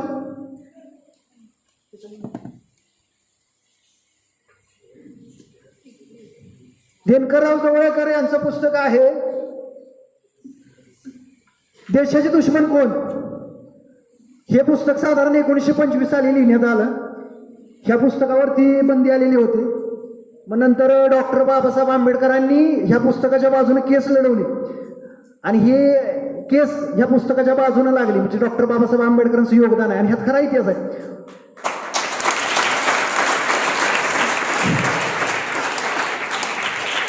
मराठा समाजाचे दिनकरराव जवळकर यांनी हे पुस्तक लिहिलं. बंदी आली, मग डॉक्टर बाबासाहेब आंबेडकरांनी ह्या पुस्तकाच्या बाजूने केस लढवली, केस जिंकले असता हे पुस्तक मार्केटमध्ये आहे. तर देशाचे दुश्मन कोण आहे? आपल्याला सांगितलं जातं मुस्लिम दुश्मन आहे. आपला दुश्मन मुस्लिम नाहीये. आपला दुश्मन कोण आहे हे तुम्ही समजून घेणं गरजेचं. यासाठी शिवाजी कोण होता, हे देशाचे दुश्मन कोण, हे पुस्तक समजून घ्या, वाचून घ्या, काळजामध्ये, मनामध्ये, अंतकरणामध्ये बिंबवून घ्या की आपला दुश्मन कोण आहे. तर हे पुस्तक एक प्रत आहे आपल्याकडे सध्या. तर हे नंतर तुम्हाला जसं वेळ भेटेल असं प्रत्येकानं हे पुस्तक वाचलं पाहिजे. म्हणजे तुम्हाला खरा इतिहास करणं गरजेचं आहे. बरोबर आहे का? सर्वांनी सरळ बसा. शेवटचे 10 मिनिटं घेतो. तुम्ही ऐकून ऐकून थोडं बोर झालंय असं दिसतंय मला, जाणवतंय. आता ज्यावेळी तुम्ही विद्यार्थी दशेमध्ये आहात तर तुमचा दृष्टिकोन, तुमचा विश्वास हा तुमच्या मनावरती, मनगटावरती आणि मेंदूवरती पाहिजे. तुमचा विश्वास हा तुमच्या मनावरती, मेंदूवरती आणि मनगटावरती पाहिजे. आकाशातील ग्रहताऱ्यांपेक्षा आणि कुंडलीतील ग्रहताऱ्यांपेक्षा तुमच्या मनाचा निग्रह असणं फार मोठी गोष्ट आहे. यासाठी तुमच्या मनाचा निग्रह पाहिजे. आकाशातील ग्रहतारे, कुंडलीतील ग्रहतारे तुमचं आयुष्य बदलू शकत नाहीत. हातामध्ये काळा दोरा, पायामध्ये काळा दोरा बांधून तुमचं आयुष्य बदलू शकत नाही. दररोज देवळामध्ये जाऊन भक्ती करून तुमचं आयुष्य बदलू शकत नाही. त्यासाठी तुमचा विश्वास तुमच्या मनावरती, मनगटावरती, तुमच्या मेंदूवरती पाहिजे. झुकायचं असेल तर फक्त महापुरुषांपुढे झुका, आपल्या आई वडिलांपुढे झुका, बाकी कुणापुढे झुकायची गरज नाहीये. आणि महापुरुषांचा विचार तुम्ही अंतकरणामध्ये बिंबवणं गरजेचं आहे. आता तुम्ही शालेय जीवनामध्ये असताना तुम्ही मोठी मोठी स्वप्न बघितली पाहिजे. छत्रपती शिवाजी महाराजांनी अगदी कमी वयामध्ये स्वराज्य निर्मितीचं किंवा स्वराज्य स्थापनेचं स्वप्न पाहिलं होतं. बरोबर आहे का? पण त्यासाठी मासाहेब जिजाऊ घराघरात जन्माला येणं गरजेचं आहे. आपली मम्मी काय म्हणते, गाडीत बस, पुढं बसू नको, मागणं बसू नको, मागं बसू नको. पुढनं डोकलं तरी तू सुरक्षित, मागणं डोकलं तरी तू सुरक्षित, आपला तू मध्ये बस. बरोबर आहे का? गाडीत मध्ये बसायचं, पुढनं डोकलं तरी तू सुरक्षित, मागणं डोकलं तरी तू सुरक्षित मध्ये बस. म्हणजे अशी मानसिकता जर आपल्या आई वडिलांची असेल तर आपली मुलं हे छत्रपती शिवाजी महाराजांसारखी कशी बनू शकतील, लक्षात घ्या. आणि तुम्ही जर मोबाईलच्या विळक्यामध्ये जर अडकून बसाल, मोबाईलच्या विळक्यामध्ये जर अडकाल तर तुम्हाला चांगली शरीरयष्टी लाभणार नाही. दणकट बळकट शरीरयष्टी तुम्हाला पाहिजे. टाकेल तिथं उभं पाहिजे आणि लात मारेल तिथं पाणी काढण्याची धमक तुमच्यामध्ये पाहिजे. यासाठी मोबाईल पासून तुम्ही लांब राहिलं पाहिजे. बरोबर आहे का? स्वतःवरती विश्वास पाहिजे, व्यायाम केला पाहिजे, तुम्ही अभ्यासावरती लक्ष केंद्रित केलं पाहिजे, बरोबर आहे का? तुम्हाला पण वाटलं पाहिजे की मला UPSCची पोस्ट निघाली पाहिजे, मला MPSCची पोस्ट निघाली पाहिजे, मी का जिल्हाधिकारी बनू शकत नाही, मी का PSI बनू शकत नाही, मी का IAS बनू शकत नाही, मी का IRS बनू शकत नाही, बरोबर आहे का? तर माझ्यापुढं माझ्या आईवडिलांचं नाव मोठं झालं पाहिजे, असं तुम्ही प्रयत्न केले पाहिजे, असं तुम्ही कर्तृत्व केलं पाहिजे. तर जाती धर्माच्या या चौकटीमध्ये न अडकता तुम्ही स्वतःवरती कर्तृत्वावरती विश्वास पाहिजे तसे प्रयत्न केले पाहिजे, तर तुम्हाला यश प्राप्ती होईल, तर तुम्ही चांगल्या ठिकाणी पोहोचू शकता, चांगल्या हुद्द्यावरती पोहोचू शकता, बरोबर आहे का? आपल्यामुळे आपल्या आई वडिलांची मान ह्या अभिमानानं उभी राहिली पाहिजे आणि छाती आई वडिलांची गर्वानाशी फुलली पाहिजे, असं कर्तृत्व पाहिजे आपण. आणि यासाठी बऱ्याच वेळा प्रत्येकाला आयुष्यात भरपूर संकट येतात. तर मला एवढं म्हणायचं की जेव्हा तुला अनंत अडचणी येतील, जेव्हा तुझा मार्ग अत्यंत खडतर असेल, जेव्हा तुझ्या अपेक्षा भरपूर असतील पण तुला पाहिजे असं यश मिळत नसेल, जेव्हा तुला हसायचं असेल परंतु रडावं लागत असेल, जेव्हा तुला चिंतेने ग्रासलं असेल तेव्हा थोडा विसावा घे, पण माघार घेऊ नकोस. येणाऱ्या सर्व आव्हानांसाठी खंबीरपणाने सामोरे जा. आयरन झालास तर घाव सोस आणि हातोडा झालास तर घाव घाल. तर याच्यामधून तुम्ही काय शिकला? तर किती संकट असू दे, काही असू दे, तुम्ही त्याला सामोरं गेलं पाहिजे, नडलं भिडलं पाहिजे. आयरन झाला म्हणजे जे आपण तोडतो, काय तोडत असतो तर ते बॉटमला खाली असतं, ती आयरन असते. घाव सोस, आयरन झाला तर घाव सोसायचा, आणि ज्यावेळी हातोडा व्हाल त्यावेळी दणक्यामध्ये हातोडा मारायचा. तर ही दमक किंवा हे विचार तुमच्यामध्ये पाहिजे. आणि बऱ्याच वेळा प्रत्येकाला संकट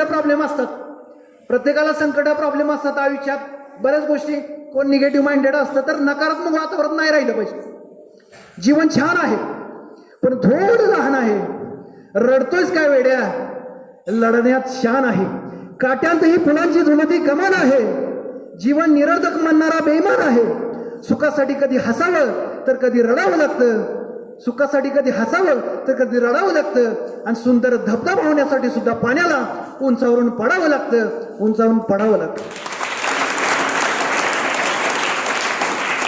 मग यासाठी तुम्हाला काही करायचं असेल तर तुम्हाला झिजावं लागेल, झुंजावं लागेल, झगडावं लागेल, संकटाला पार करावं लागेल, दुःख सहन करावं लागेल. त्यानंतरच आयुष्याचा कायापालट शक्य आहे. समजतंय का? आयतं जांभळ तोंडात पडत नाहीये. त्यासाठी तुम्हाला झिजावं लागेल, झगडावं लागेल, झुंजावं लागेल, संकटाला पार करावं लागेल, दुःख सहन करावं लागेल. त्यानंतरच तुमच्या आयुष्याचा कायापालट होणं शक्य आहे. मी एक तुम्हाला गोष्ट सांगतो, एक छोटी गोष्ट आहे.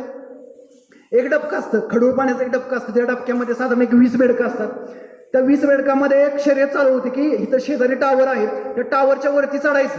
जो कोणी पहिल्यांदा वरती चढेल तो यशस्वी होईल किंवा त्याचा पहिला नंबर. तर त्याच्यामधले 10 बेडकं आहे ते खाली थांबले जातात किंवा खाली थांबतात, आणि राहिलेले 10 बेडकं हे वरती त्या टावरमध्ये वरती चढू लागतात. तर 10 बेडकं हळूहळू वरती चढू लागतात आणि बाकीचे 10 बेडकं हे खाली थांबतात. तर चढत असताना खालची जी 10 बेडकं आहेत ते वरच्यानं म्हणतात, अरे दमानं जा मित्रा, पडशील, धडपडशील, मोडशील, हात मोडल, पाय मोडल. म्हणजे असे खालची 10 जण ओरडू लागतात. त्यामुळे जे वरती जाणारे असतात त्यांचं कॉन्सन्ट्रेशन लूज होतं किंवा त्यांचं ते ध्येय होतं की वरती पोहोचण्याचं, ते थोडं जो ध्येयाकडे पाहण्याचा दृष्टिकोन होता तो थोडा वीक व्हायला लागला किंवा लूज व्हायला लागला. मग ते वरती चढणारे एक टप करून खाली पडू लागतात. म्हणजे खाली जे काय ओढत होते त्याच्यामुळं त्यांच्या मनावरती विपरीत परिणाम झाला आणि ते टप करून खाली पडू लागले. मग त्यावेळी जो एक बेडूक होता तो हळू करून वरती जाऊ लागला आणि टावरच्या शेंड्याला म्हणजे एकदम टोकाला जाऊन तो पोहोचतो. आणि वरती पोहोचल्यानंतर तो हळू तो खाली उतरतो. खाली आल्यानंतर त्या बेडकाला विचारलं जातं की तुझ्या यशाचं गमक काय, तुझ्या यशाचं रहस्य काय, तू कसं काय हे यशस्वी होऊ शकलास. त्यावेळी ते बेडूक म्हणतं,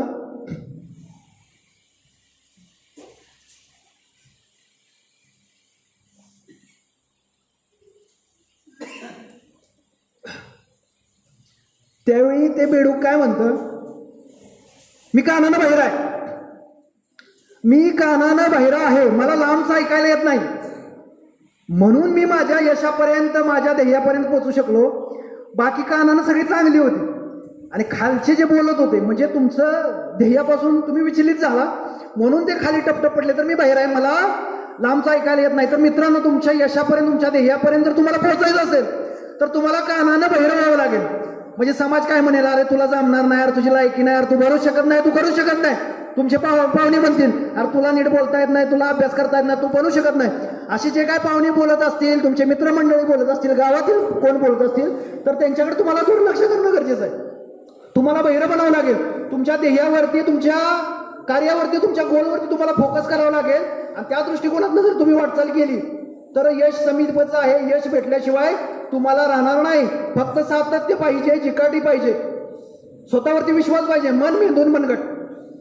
उपवास तो अपास करून, देवाची भक्ती करून यश संपाद होत नाही. मनावरती, मनगटावरती आणि तुमच्या बुद्धीवरती तुमचा विश्वास पाहिजे. अभ्यास कमी झाला की तुम्ही देवावर जाता आणि देवा मला पास करा. अभ्यासच केला नाही, पास कसं कराल देव? मग त्यासाठी तुम्ही झगडणं, झुंजणं, झिजणं गरजेचं आहे. आयुष्याचा एकच म्हणणं लक्षात ठेवा की मन मेंदून मनगटावरती विश्वास पाहिजे. हातात पायात काळा दोरा बांधून काही फरक पडत नाही. स्वतःवरती विश्वास पाहिजे. समजतंय का? दुसरी एक गोष्ट सांगतो. बरेच जण तुम्ही दुःखानं पिचलेला असतं. दुःख, संकट, यातना, वेदना. तर एक शिकारी असतो. तो जंगलामध्ये जातो आणि जंगलामध्ये गेलं की त्याच्या पाठी वाघ लागतो. तो पुढं वाघ मागं, तो पुढं वाघ मागं, तो पुढं वाघ मागं. तो एका झाडावरती चढतो आणि झाडावरती चढल्यानंतर समोरच्या फांदीवरती त्याला नाग दिसतो आणि नाग दिसणार, तो जाणार तेवढ्या तो वरच्या पारंब्याला धरतो, त्या झाडाच्या पारंब्याला धरतो आणि जसा पारंब्याला धरतो, पारंबे हलतात आणि पारंबे हलल्यानंतर त्या पारंब्याच्या वरती असं एक मधाचं एक पोळ असतं. त्या पोळं फुटतं आणि ते पोळं फुटल्यानंतर त्या मधाच्या माशा आहेत त्या शिकाऱ्याच्या अंगावरती त्या अतिक्रमण करतात. मग विचार करा, खाली वाघ आहे, समोर नाग आहे आणि वरतून ज्या मधाच्या पोळ्यातून ज्या काही माशांनी आक्रमण त्या शिकाऱ्यावरती केलेलं आहे आणि त्या माशा उठल्यामुळे त्या मधाच्या पोळ्यामधून मधाचे 2 थेंब त्या शिकाऱ्याच्या खांद्यावरती पडतात आणि ते 2 मधाचे थेंब तो शिकारी जिभेनं चाटून घेतो. ते 2 मधाचे थेंब तो शिकारी जिभेने चाटून घेतो. मला मित्रांनो एवढंच म्हणायचं, किती संकट होतं बघा. खाली वाघ होता, समोर नाग होता, वरून माशाने आक्रमण केले, तरीही यश आनंदाचा उपभोग घ्यायचं त्या व्यक्तीनं सोडलेलं नाहीये. बरोबर आहे का? आनंदाचा उपभोग प्रत्येक क्षणी तुम्हाला घ्यायचा आहे. There is no any back, there is no any reverse for every moment of the life. So keep smile and enjoy every moment of the life. आयुष्यातील प्रत्येक क्षणाचा आनंद तुम्ही उपभोगला पाहिजे, नाराज व्हायचं नाही. छत्रपती शिवाजी महाराजांच्या इतिहासामध्ये समकालीन लोक सांगतात, छत्रपती शिवाजी महाराज नाराज कधीच नसायचे. त्यांच्या चेहऱ्यावरती नेहमी स्मित हास्य असायचं. काय असायचं? स्मित हास्य असायचं. म्हणजे ही गोष्ट तुम्ही लक्षात ठेवणं गरजेचं आहे. आणि नेहमी लक्षात ठेवा, तुमच्या तोंडामध्ये जर साखर असेल आणि डोक्यावरती बर्फ असेल, तोंडामध्ये जर तुमच्या साखर असेल म्हणजे गोडवा असेल आणि डोक्यावरती बर्फ असेल म्हणजे डोकं थंड असेल, तर तुम्हाला तुमच्या यशापासून कोणीही रोखू शकत नाही. व्यावहारिक जीवन असेल, ऑफिशियल जीवन असेल, तुमचं करिअर असेल, कौटुंबिक जीवन असेल, तोंडामध्ये साखर डोक्यावरती बर्फ ठेवला तर नाती तुटत नाहीत, चांगले ऋणानुबंध घट्ट होतात, चांगली नातं बिल्डअप होतात आणि तुम्हाला तुमच्या यशापासून कोणी वाचू शकत नाही. म्हणून छत्रपती शिवाजी महाराज नाही का म्हणले अफजल खानाला, आम्हाला भीती वाटते, तुम्ही आमच्यासाठी ज्येष्ठ आहात, वंदनीय आहात, तर तुम्हीच आम्हाला भेटायला या. म्हणून ह्या गोड बोलण्यामुळे अफजल खान हा प्रतापगडाच्या पायथ्याशी आला आणि अफजल खान मारला गेला. यासाठी तुमच्या मुखामध्ये गोडवा पाहिजे, डोक्यावरती बर्फ पाहिजे. तर ही गोष्ट लक्षात ठेवणं गरजेचं आहे. बरोबर आहे? बराच वेळ घेतला तर आज या ठिकाणी अंधश्रद्धा निर्मूलन समिती शाखा रहमतपूर आणि त्याच प्रकारे मोहसिनदादा शेख रहमतपूर यांच्या माध्यमातून मला या ठिकाणी बोलण्याची संधी दिली. आणि त्याचप्रकारे संत गाडगे बाबा आश्रमशाळा यांच्या माध्यमातून मला या ठिकाणी बोलण्याची संधी मिळाली. त्याचप्रकारे सर्व विद्यार्थी वर्ग, सर्व शिक्षक वर्ग, सर्व आणि शाखा, आमचे सुरलीचे काही ज्येष्ठ बांधव या ठिकाणी उपस्थित आहेत. सर्वांनी उपस्थित राहून कार्यक्रम ऐकला त्याच्याबद्दल मी सर्वांचा आभारी आहे. काही चुकलं असेल तर मी माफी मागणार नाही, कारण मी चुकीचं बोललो नाही. बरोबर आहे? काही चुकीचं बोललेलं नाही. जे काय आहे ते सत्य, परखड आणि वास्तवपणे मांडलेलं आहे. की तुमच्या मनात, काळजात, अंतःकरणात कोरून ठेवा, साठवून ठेवा, विंबून ठेवा, एवढीच विनंती करतो. आणि ही जी पुस्तकं दिलेली आहेत ती तुम्ही स्वतः वाचावी, वैज्ञानिक दृष्टिकोन ठेवावा, एवढीच मी अपेक्षा करतो. आणि शेवटी घोषणा द्यायची, माझ्या मागं घोषणा द्यायची. महापुरुषांच्या नावानं तुम्ही घोषणा देताना या ठिकाणी आपण थांबतोय. हा, विश्ववंद्य कुळवाडी भूषण भोजन प्रतिपालक छत्रपती शिवाजी महाराज की, छत्रपती संभाजी महाराज की, मासाहेब जिजाऊ यांचा डॉक्टर बाबासाहेब आंबेडकरांचा, संत गाडगे महाराजांचा, संत तुकाराम महाराजांचा, महात्मा ज्योतिराव फुलेंचा, सावित्रीबाई फुलेंचा, भारतीय संविधानाचा. ठीक आहे, थँक्यू सो मच, धन्यवाद.